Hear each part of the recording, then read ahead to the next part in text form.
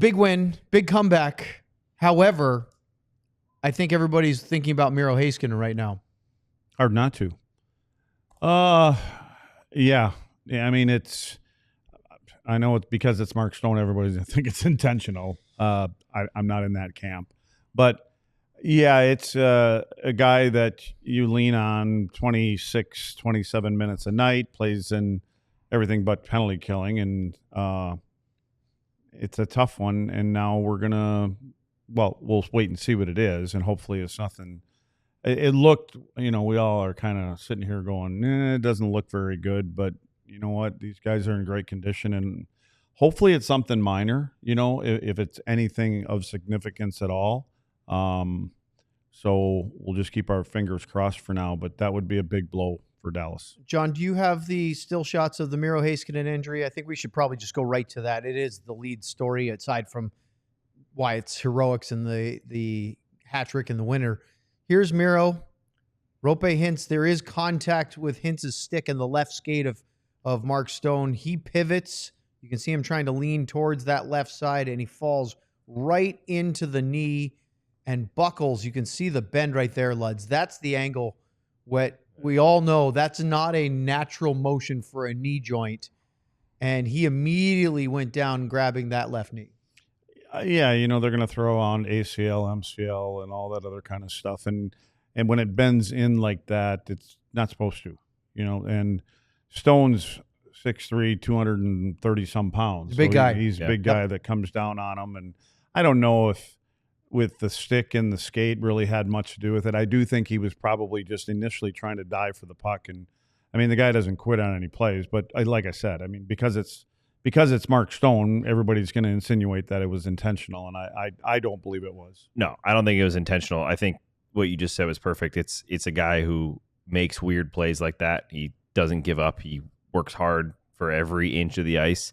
It's probably a combination of the stick throwing him off maybe a little bit as he's going towards Miro, and then he still tries to. It's stupid, is what it is. You in that moment, you should realize. If he does trip him up at all, you realize where my body's headed, and you don't dive towards their legs.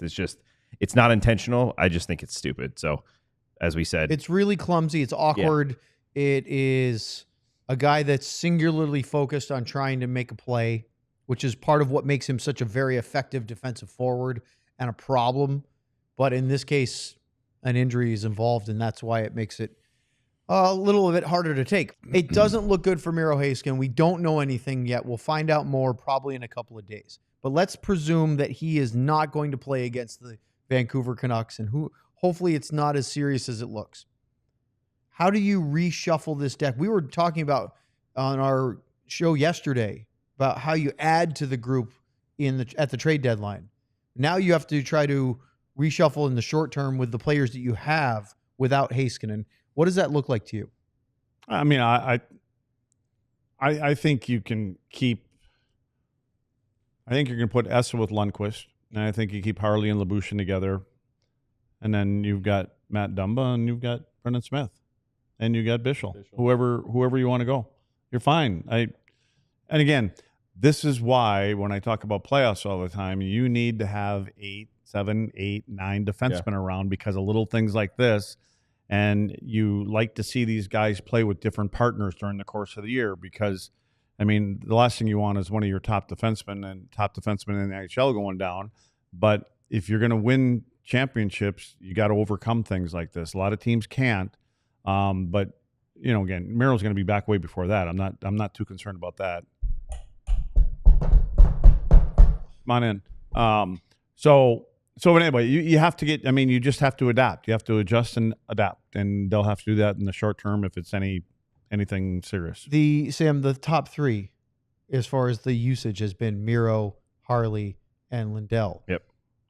Who's the first? Obviously Harley's going to get more opportunities. We saw Lindell get power play time.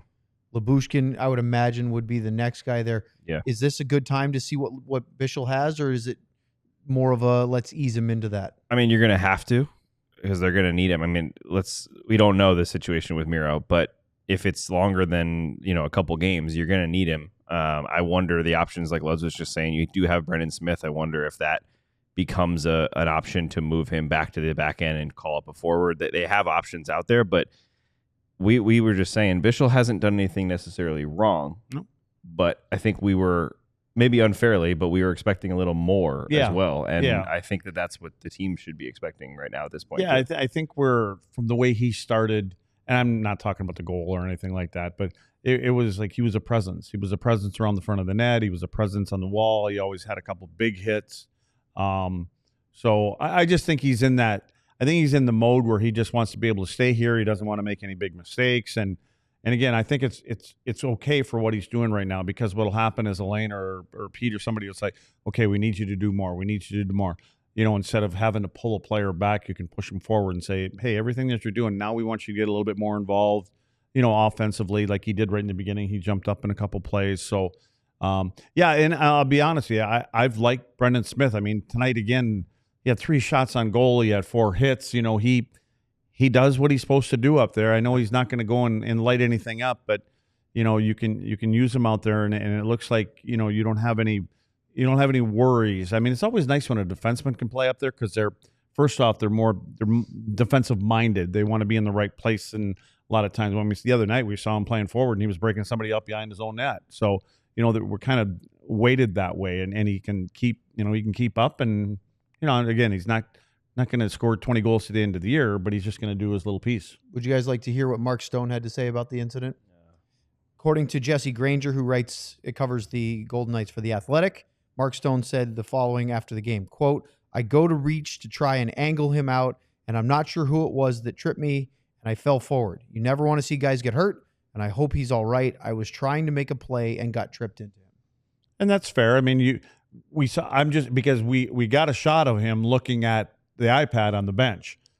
It's a good, now that you see that there was a stick there, you can say you got tripped, because you can't tell anything but that. Right. So whether he did or not, and I got to take him for his word. I mean, again, the guy's not out there to injure anybody. No, I think, but it doesn't mean, again, I mean, we keep saying it. It's intentional is very different than just being stupid or sloppy or clumsy, reckless. And that's reckless. You watch the play over and over again. You're an NHL player, just like how Bischel's tripped that guy down the wing. If you can't stay on your skates when a guy touches your shin guard with one hand on his stick, you shouldn't be in the NHL. If you're Mark Stone and that play and hints his tiny little poke to the front of your stick somehow makes you go to your left, diving in front of the player. It's an effort play. It's not intentional, but I think he would be the guy that doesn't give up on a play, and he was going to dive regardless because of the way that Miro can cut. You know, we can see Miro. He can turn on a dime, right? He can change his angle on a dime. And I think that Stone may have thought he was coming. He could have more of a direct impact on him. And then when Miro cuts to his right, Stone's going to kind of lunge a little bit to try to get stick on him. And then I think a combination of things happen.